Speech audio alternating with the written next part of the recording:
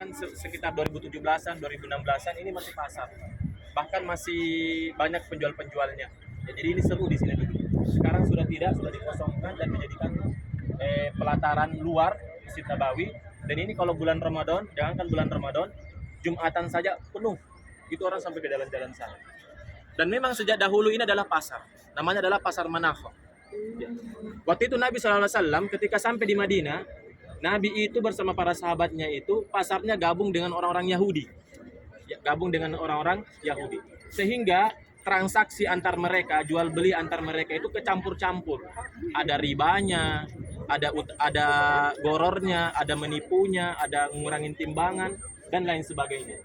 Akhirnya tidak bersih. Ya, tidak bersih, banyak syubhatnya ya. Maka pada waktu itu Nabi SAW, sahabat Nabi SAW mengusulkan, ya Rasulullah, bagaimana kalau kita juga buat pasar untuk khusus kaum muslimin? Maka pada waktu itu Nabi SAW pun sepakat dan akhirnya membuat pasar khusus kaum muslimin di sini. Yang namanya Pasar Manafah. Dan memang kita tahu Bapak Ibu, banyak sahabat-sahabat Nabi itu adalah pedagang. Nabi juga sendiri adalah pedagang. Dan ada 10 pintu rezeki Bapak Ibu, semuanya 8 diantaranya berasal dari perdagangan. Apa kira-kira? Kita menanam padi, menanam pohon-pohonan, kira-kira mau dijual atau tidak? Dijual. Orang tambang emas, batu bara, kira-kira batu baranya didiamin atau dijual? Semua dijual. Pakaian kita jahit, kalau kita tidak jual bagaimana? Nggak laku dong. Diam aja begitu pakaian, tetap dijual. Jadi ujung-ujungnya ada yang namanya jual beli. Jadi ada 10 pintu rezeki, 8 diantaranya itu berasal dari jual beli. Ya, apa-apa kita kejual ini. Sekarang kita beli dan lain sebagainya. Rumah saja, kalau ada yang mau bangun, terus mau jual, boleh atau tidak? Boleh. Ya.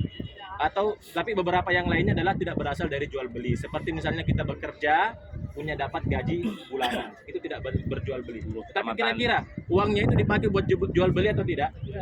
Dipakai. Di ujung-ujungnya jual beli barang, beli beras, beli minyak, beli gas 3 kilo sekarang, ya kan? Gasnya yuk lah, gasnya mantap banget. Iya, beli gas 3 kilo sekarang, bagaimana? Ya. Ya sekarang lagi susah gas sekarang nih, ya. Oke gas, sekarang antri gas. Oh, pantesan segitu ke gasnya.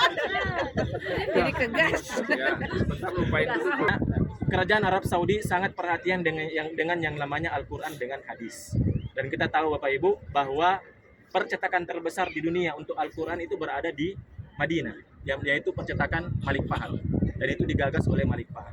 Itu untuk Al-Quran. Sekarang Raja Salman itu buat lagi sekarang di sini, yaitu Mujamma' Qadimul Haramain Syarifain Al-Malik Salman bin Abdul Aziz Al-Su'ud lil Hadisin Nabawi Syarif. Ya. Sekarang Raja Salman sekarang itu buat gedung ini untuk pengkajian hadis Nabawi, ya, hadis-hadis Nabi Shallallahu Alaihi Wasallam. Dan kita tahu Bapak Ibu, dasar agama kita itu hanya 2, yaitu apa? Al-Quran dan hadis. Intamasaktum bihima lan tadillu abada. Jika kita berpegang teguh dengan 2 hal ini, hadis dan Al-Quran, maka kita akan tidak tersesat. Ya. Apa yang dalam Al-Quran itu dijelaskan dalam hadis Nabi Shallallahu Alaihi Wasallam. Dan terkadang juga hadis Nabi Shallallahu Alaihi Wasallam juga ada tafsirannya ataupun ada berkaitan dengan Al-Quran, ya, termasuk ya. Dan ini tidak bisa dipisahkan ya, antara Al-Quran dengan hadis. Ada orang berpemahaman bahwa Al-Quran saja, tidak perlu dengan hadis. Ya, pernah dengar itu? Ada.